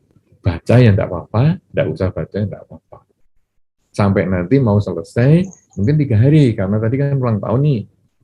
Ulang tahunnya tanggal 16 misalnya, jadi 15, 16, 17. 15 ini baca 8 sila pagi hari. Kemudian hari ulang tahun ini tidak baca, karena menganggap ya sudah kan saya sudah jalani. Nah, nanti hari terakhir 17-nya baru jalankan. Baca lagi parita, kemudian 8 sila menjadi 5 sila. Tapi kalau, wah ini 3 hari ulang tahun saya setiap hari harus baca parita, ya silakan. Berarti hari pertama ini 8 sila yang dibaca, hari kedua 8 sila, hari ketiga 5 sila. Begitu tradisinya. Ya, baik nanti. Oke, kita lanjut dengan pertanyaan selanjutnya. Panitia, silakan. Ada pertanyaan lain? Oke, dari Ibu Vina Riana Surabaya, Bante. Ini menanyakan, Bante, dalam pelaksanaan atasila, ternyata ada 1 atau 2 sila yang terlanggar karena kelupaan, Bante. Apakah secara keseluruhan atasila yang sudah dilakukan dalam 1 hari menjadi gagal semua? Silakan, Bante. Iya, bagus sekali pertanyaannya. Ini paling sering terjadi ya. Jadi kadang-kadang kita ini jalankan 8 sila, kecolongan, nyamuk ketepuk lah, kerupuk kegigit lah, dan lain sebagainya. Nah ini bagaimana? Nah, kita kan tadi punya 8 sila, bukan eka sila. Jadi kalau 1 sudah terlanggar ya bukan berarti terus gagal semua. Yang sudah terlanggar ya sudah, jangan diulang, jangan dilanjutkan. Misalnya, tadi kok nyamuknya ketepuk ya? Tanggungnya kalau nepuk 1, sekalian aja habisin, tambahin ini, semproti semua, ini semua kamar. Ya, inilah kamar buruk malah. Atau malah mengatakan, loh, kok saya jadi nepuk nyamuk hari ini ya? Tanggunglah, saya kan 8 sila. Lebih baik melanggar sekalian lah 8-8-nya. Jadi sekalian lah, saya sekarang ya bohong, ya saya sekarang mabuk-mabukan, kebetulan ini sudah ada 1 yang terlanggar. Kan enggak seperti itu. Bahkan di Pancasila Buddhis pun kita kan enggak seperti itu. Misalnya Pancasila Buddhis, kadang-kadang kita masih berbohong. Ya, jadi kadang-kadang, saya ditanyai, kamu jalankan sila ya? 8 sila ya? Ya, padahal enggak. Aduh, aku bohong.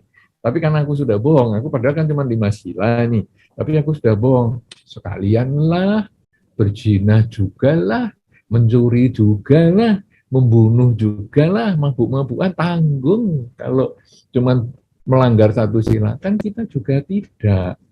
Walaupun Pancasila Buddhis, 1 terlanggar, yang sisanya itu tetap kita jaga. Yang kita langgar itu ya kita hentikan semaksimal mungkin, pengendalian diri semaksimal mungkin. Demikian pula 8 sila, sama saja. Jadi kita terlanggar 1 atau 2, kita sadari, kok saya melanggar ya? Oke, kalau begitu saya hentikan. Yang melanggar ini saya hentikan. Misalnya tadi, saya kok jadi tertarik sama kerupuk ini ya? Nah, tapi ini kan saya, ini sudah jam berapa ini? Langsung kerupuk digigit ini. Sudahlah. Sisanya saya tinggal aja, jangan kebetulan lah dihabiskan dulu, baru nanti kita hentikan. Ya enggak, ya sudah selesaikan. Kemudian, saya enggak mau lagi. Saya ingat-ingat ini, saya enggak mau lagi makan hari ini. Ya sudah, jalani terus. Yang lain ya lanjutkan. Jadi enggak terus batal ya, enggak apa-apa. Kita enggak sampai se-ekstrem itu. Kenapa? Karena kita ini kan latihan pengendalian diri. Kalau sampai enggak kuat, ya maklum, berarti kita sendiri masih belum bisa mengendalikan diri dengan baik. Enggak apa-apa, hari ini belum bisa, besok mungkin bisa. Maka kita latih lagi, sampai akhirnya kita makin baik, dan makin sempurna latihannya. Ya, begitu. Mudah-mudahan jangan patah semangat ya bagi yang sudah kelanggar 1, 2. Aduh, aku tadi kok bohongi dia ya. Enggak usah sampai stres seperti gitu. Biasa aja, tapi jangan diulang. Itu penting. Karena di dalam Buddhis, kita tidak perlu menyesali yang sudah terjadi. Tapi bertekad, kalau itu jelek, ya jangan diulang. Kalau baik ya kita tingkatkan di masa sekarang. Nah, begitu. Lanjut pertanyaan. Kalau semua jawab mungkin nggak bisa Ya, loh Ibu, baik. kita batasi waktu supaya yang di Indonesia Timur dan Iya, lain-lain Bante. jangan sampai ngantuk. Iya, kita hanya tersisa 15 menit paling Bante untuk sesi tanya jawab. Ini saya langsung saja panitia, kita untuk mempercepat, tidak perlu menunggu dari slide, saya baca dari chat. Ini dari Ibu Mera Santika dari Halong, Bante, Kalimantan Selatan. Beliau adalah seorang pekerja yang menggunakan laptop dan HP. Pertanyaannya, apakah dengan demikian, apakah beliau tetap bisa menjalankan Natasila, Bante? Karena dalam bekerja menggunakan laptop dan HP. Nah, baik. Mira Santika ini kayaknya lagu ya. Lagu Miras dan Narkotika atau semacam apa itu? Itu singkatan itu, Mira Santika. Itu ingat saya lagunya Oma Irama. Ya baik, tapi kita nggak usah ngurus namanya orang, tapi sekarang kita jawab pertanyaannya, yaitu bekerja dengan laptop itu bagaimana? Nggak apa-apa, karena laptop adalah untuk bekerja. Yang kurang tepat adalah laptopnya untuk hiburan. Jadi, aduh aku bosan kerja, aku buka Facebook Nah, kemudian mulai ini Facebook ini lagu-lagunya ya bagus juga loh. Atau nanti kita buka YouTube, buka YouTube. Lagunya bagus-bagus, ini ada lagu yang baru-baru.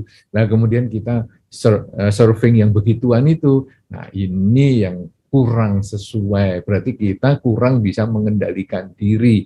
Kan ingat kita nomor 6, 7, dan 8 itu adalah pengendalian diri ya.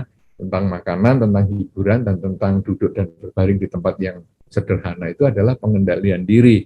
Kalau sampai kita akhirnya tangan kita ini, aduh iseng banget, lihat lagu-lagu di YouTube dan sebagainya itu, ya kita berarti kurang bisa mengendalikan diri. Kemudian kita lalu merenung, aku ini kok masih lemah ya. Nah, tapi ya sudahlah, aku perbaiki. Mulai sekarang sampai selamanya aku perbaiki. Karena dengan kita mengetahui kekurangan kita, maka kita bisa memperbaiki. Tapi kalau kita nggak pernah tahu kekurangan kita, bagaimana kita bisa memperbaiki? Jadi tidak apa-apa Ibu Mira Santika, lanjutkan pekerjaan Anda dengan laptop, tapi tahan jari Anda, tahan keinginan Anda untuk mencari hiburan dari situ. Hanya khusus untuk bekerja saja. Lanjut Ibu Yansi. Ya, baik Bante. Bante, ada satu pertanyaan di chat yang di luar dari tema kita, Bante. Kita skip atau bagaimana, Bante? Baik. Oh, silakan Anda yang menentukan. Saya tinggal menjawab yang ditanya. Ya, kita skip dulu karena di luar tema, Bante ya. Nanti jika ada waktu, kita akan ajukan kembali ke Bante untuk pertanyaan ini. Oke, dari Cairia dari Medan, Bante. Mohon izin tanya, apakah mengambil dan melepas sila di depan altar rumah itu sah, Bante? Mungkin dikaitkan dengan wihara, mungkin Bante. Silakan, Bante. Iya, pelaksanaan sila itu kan untuk diri kita. Kalaupun ada seorang biku kepada kita, itu sebetulnya biku hanya sebagai saksi bahwa saya menjalankan. Nah, sekarang di depan altarnya sendiri kan Sang Buddha sudah menjadi saksi, Buddha Rupang itu sebagai saksi, tidak problem, sah Mas Yan. Ya, makanya kalau tadi dengan kegiatan ini kan besok permohonan silanya 5 sila kan baca sendiri, tidak ada permohonan tapi membaca sendiri entah di rumah atau di wihara terdekat. Tidak apa-apa, karena itu adalah tekad kita. Tidak ada hubungannya dengan biku, kemudian nanti kalau berjanji dengan biku itu berarti ada tanggung jawab moralnya, kalau di rumah itu nggak ada tanggung jawab moral, nggak ada, itu semua tergantung kita. Ngomong sama biku tapi akhirnya nanti melakukan pembunuhan, pencurian, dan sebagainya, ya kita bikunya yang nggak bisa ngomong, loh kemarin kan sudah minta 8 sila sama saya, loh kok kamu malah nyuri, ya nggak ada. Itu semua kan tanggung jawab pribadinya. Jadi silakan bagi Anda yang mungkin tidak ke wihara atau ada keterbatasan untuk ke wihara, kemudian Anda ingin jalankan 8 sila, ya lakukan itu di altar di rumah. Kemudian selesai pun Anda membaca Pancasila Buddhis, ya lakukanlah itu di altar di rumah. Tidak ada problem, sama bebannya, sama tanggung jawabnya itu sama. Karena itu tanggung jawab kita kepada diri kita untuk membangun karma baik kita sendiri di dalam pelatihan pengendalian diri. Lanjut, Baik. Ibu Yansia. Terima kasih, Bante. Ini dari Erni, Bante. Beliau katanya baru saja berbicara dengan kliennya, tapi tidak begitu jujur. Tidak begitu jujur dalam arti beliau lakukan untuk kebaikan pembeli dan penjualnya, Bante. Dalam hal ini apakah berarti beliau melanggar salah satu sila, Bante? Silakan, Bante. Iya. Nah, tadi yang saya katakan adalah kebohongan dan penipuan. Ngeprank itu tadi sebetulnya adalah kebohongan, tapi nggak nipu itu. Jadi bohongi yang sebetulnya tidak merugikan. Malah tadi kalau dikatakan tadi yang penanya ini kan demi si orang itu. Misalnya sekarang ada seorang ibu yang sakit jantung, kemudian anaknya meninggal karena kecelakaan. Yang kalau kita kasih tahu, mungkin dia bisa stres dan bisa malah kaget, serangan jantungnya datang. Bagaimana kita harus ngomong? Nah, kemudian kadang-kadang kita ditanya, anaknya di mana? Anaknya baik-baik saja. Nah, itu kita bohong. Memang tidak merugikan, tapi sebetulnya kita bohong. Ya, nah ini mungkin yang seperti sama kliennya tadi dikatakan, ya ini untuk baiknya si ibu lah. Tapi sebetulnya mungkin kita perlu teknik yang lebih baik. Ya, kita tidak perlu mengatakan, oh nggak apa-apa anaknya, bukan. Kita bisa mengatakan, gini ibu, tentang anak ini saya akan cerita dulu ya. Jadi memang sekarang ini risiko di jalan ini cukup banyak. Gini-gini kita jadi kasih pembukaan dulu, ada persiapan mental, atau kalau memang ibu ini mau diajak ke rumah sakit, kita biasanya ngomong, ya ini anakmu ini sekarang sedang ada sedikit masalah, ya kita sambil jalan lah, nanti di kendaraan saya akan cerita sama kamu. Jadi kita pelan-pelan, kenapa sih anakku, kenapa? Ya sebetulnya ini ada masalah, tapi gini, nanti kalau kamu sudah sampai tempat, nanti kamu baru tahu ya memang hidup ini kan ya kadang-kadang tidak terduga ya kejadian dengan kita, tapi ya kita kan harus selalu siap, karena apa yang terjadi kan belum tentu sesuai dengan yang kita inginkan. Nah, jadi kita masuki data dulu supaya kita persiapkan sampai dia tenang, sehingga waktu masuk ke rumah sakit, mengantar menuju kamar jenazah, dia itu tidak sampai shock banget. Nah, itu kita melakukan kejujuran tapi dengan teknik yang lebih baik. Jangan, kamu tahu anakku di mana? Oh, aduh, anakmu sudah meninggal. Wah, meninggal. Bluk, ikut juga sakit, serangan jantung. Nah, kan kita kan jadi malah repot.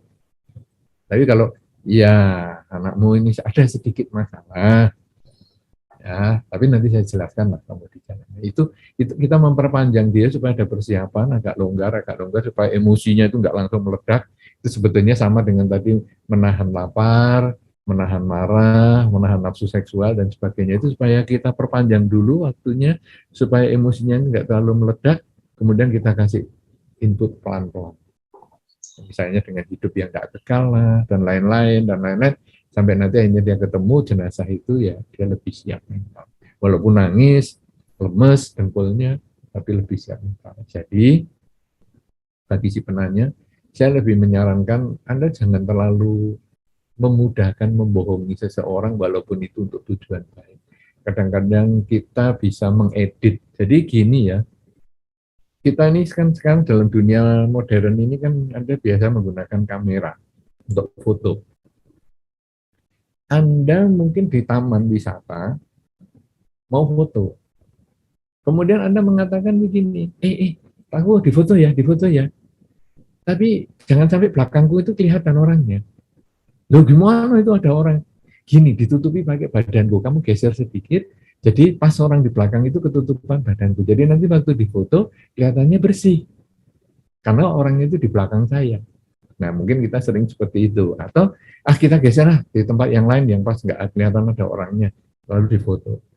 Itu sebetulnya kita memilih angle, kita tidak bohongi, tempat itu ada orang. Tapi kita memilih sudut, pemotretan, membuat seolah-olah kita sendiri di situ. Karena kalau kita terlalu banyak orang kan kita juga bingung. Nanti gambar kita sudah rapi, sudah cantik, sudah apa, ayo kelihatan hilang di tengah hutan belantara, tapi kita harus sendirian. Nah, itu namanya diedit. Kita tidak nipu, tapi kita memilih angle. Demikian pula ketika Anda menyampaikan kepada klien Anda jangan menipu sebaiknya, karena kalau penipuan itu walaupun nyaman, nanti kalau ketahuan di belakang, nama kita juga jadi jelek. oh ini pernah nipu walaupun tidak merugikan, nama kita jadi jelek. Akan lebih baik kalau kita melakukan kejujuran, tapi dari sudut yang berbeda. Nah, sehingga hasilnya nanti orang itu merasa tidak tertipu. Misalnya gini, ada dagang. Ini pedagang ini paling sering. Misalnya mengatakan, dia belinya barang ini 1.000, dijual 2.000. Lalu kita nawar, 1.500 ya, barangnya 1.000, dijual 2.000, kita nawar 1.500. Kita jawab, atau si penjual itu menjawab, wah ya kalau 1.500 saya belum untung, itu bohong sebetulnya. Walaupun tidak nipu, tapi itu bohong. Lalu jawabnya yang enak gimana? Nah ini sudut yang lain. 1.000, 2.000, 1.500. Ya kalau 1.500 untung saya masih kurang dong. Saya kan masih juga untuk kehidupan keluarga. Saya masih punya anak, jadi untungnya masih kurang. Loh kan enak. Saya memang mengaku keuntungan saya masih kurang. Kalau 2.000 baru pas keuntungan saya. Nah mungkin orang itu akan menyampaikan, ya udahlah nih, biar anakmu bisa sekolah dengan baik, karena dibeli 2.000. Tapi kalau ngomong, waduh, aku itu belinya saja dulu, tidak boleh itu, nipu itu sebetulnya. Nah ini jadi kita ngomongnya, dengan belajar damai ini membuat kita juga ngomongnya jadi lebih bisa memilih sudut yang paling enak untuk didengar. Tapi tidak bohong. Itu saya lebih menyarankan Anda tidak membohongi, walaupun tidak merugikan. Pilih kata-kata yang paling tepat. Ya, tadi contohnya itu, keuntunganku belum mencukupi untuk anakku sekolah di luar negeri atau di mana. Saya kira demikian, Ibu Yensia. Baik, nanti waktu kita tersisa sekitar 5 menit. Saya lanjut dari Ibu Laura. Ada 3 pertanyaan, tapi 2 sudah terjawab dengan penjelasan Bante sebelumnya. Ada 1 pertanyaan, Bante.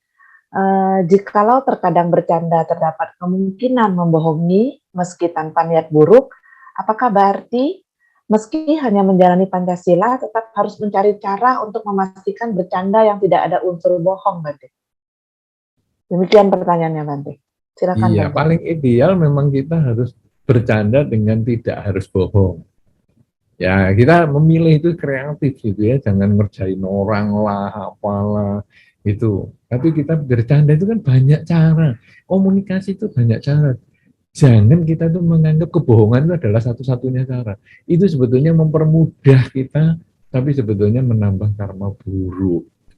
Walaupun sedikit, tapi menambah karma buruk. Lebih baik kita bercanda dengan cara yang berbeda. Saya belum bisa mencarikan contoh sekarang, tapi mari kita harus pikirkan bahwa bercanda itu tidak harus membohongi. Karena saya sulit mencari contoh karena rasanya bercandanya itu kan, ya kan kalau wajar-wajar itu kan tidak pernah bohongi orang kan. Gimana ya canda yang biasa-biasa aja. Jadi misalnya, ya saya belum ketemu contoh yang paling tepat ini. Ya, seperti misalnya, kadang-kadang kalau saya dalam ceramah damai ya, kan saya sering ada humornya. Tapi kalau Anda perhatikan, humor itu saya tidak pernah berbicara tentang dharmanya yang humor, tapi berbicara tentang contohnya. Dan contohnya kenapa lucu? Itu kan tidak ada kebohongan di situ. Anda nanti nonton sendiri, itu banyak sekali contoh-contoh ceramah saya. Nah, itu lucu tapi tidak ada kebohongan di situ. Nah, itu nanti Anda gunakan ke orang lain juga sama seperti itu. Ya. Baik, Bante. Baik, silakan. Bante, ini ada pertanyaan menarik dari Rusli Wijaya dari Tangerang. Hari ini adalah hari pertama kali Pak Rusli ini mendapat tuntunan atas sila dari Biku Sangga, Bante. Dan ada perasaan bahagia yang muncul dalam diri beliau. Beliau bertanya apakah boleh mengingat perasaan bahagia ini untuk melaksanakan atas sila di waktu yang lain. Mohon pencerahannya, Bante. Oh, boleh sekali. Rasa bahagia ini memang perlu kita pelihara. Karena kenapa? Karena di dalam diri kita ini kalau ada kebahagiaan itu kita pengen mengulang. Aduh, nanti lain kali aku ingin atas sila lagi. Ada kebahagiaan yang diulang-ulang. Itu sangat baik. Bahkan di dalam Dhamma, Sang Buddha kan pernah menyampaikan tuh, ketika kamu pergi ke 4 tempat suci, ya, tempat kelahiran bodhisattva, ketika bodhisattva mencapai kesucian, ketika bodhisattva kemudian menjadi Buddha, kemudian ketika Buddha mengajar Dharma, ketika Sang Buddha wafat, ada 4 tempat tadi, lahir, mencapai kesucian, mengajar Dharma, dan wafat. Ketika kamu ke sana dan kamu bahagia, lalu kamu ingat di dalam kehidupanmu sampai nanti meninggal, maka kebahagiaan yang kamu ingat itu bisa mengantar kamu untuk kelahiran di alam bahagia juga. Jadi, bagi Anda yang sudah merasa bahagia, waduh hari ini aku bisa menjalankan 8 sila, diingat-ingat dengan baik, karena ini adalah kesan yang bagus. Kesan yang bagus yang mungkin akan menjadi modal untuk kita latihan di berikutnya, ataupun bahkan modal untuk kelahiran yang berikutnya. Kita pada saat akan lahir kembali, kita ingat saat-saat yang kita bahagia, dan pada saat itu kita terlepas dari kehidupan ini, kita terkondisi untuk lahir kembali di lingkungan yang juga membahagiakan. Jadi tidak salah, tidak masalah. Cuman yang tidak boleh adalah mengharapkan kebahagiaan yang sama seperti ini, karena setiap saat itu berbeda. Misalnya, nanti saya ikut latihan lagi, kok nggak sebahagia waktu itu ya? Ya karena setiap saat itu berbeda. Ya Anda harus bisa menerima kenyataan hari itu dan tidak menyesali yang sudah hilang. Segala sesuatu yang hilang tidak usah disesali, yang belum datang jangan dinanti. Tapi yang sudah didapat, itulah yang disyukuri. Hari ini kalau Anda tidak merasa mendapat apa-apa, ya tidak masalah, syukuri saja. Anda sudah selama 1 hari ini berusaha untuk berbuat baik. Kalau hari ini Anda merasakan kebahagiaan yang luar biasa, Anda ya syukuri juga, karena hari ini Anda sudah mendapatkan manfaat di dalam pelaksanaan Dharma. Jadi mendapat atau tidak mendapat tidak masalah. Yang penting Anda bersyukur pada apa yang sudah Anda peroleh. Oke, Silakan, baik. Terima Bu Yanti. kasih, Bante.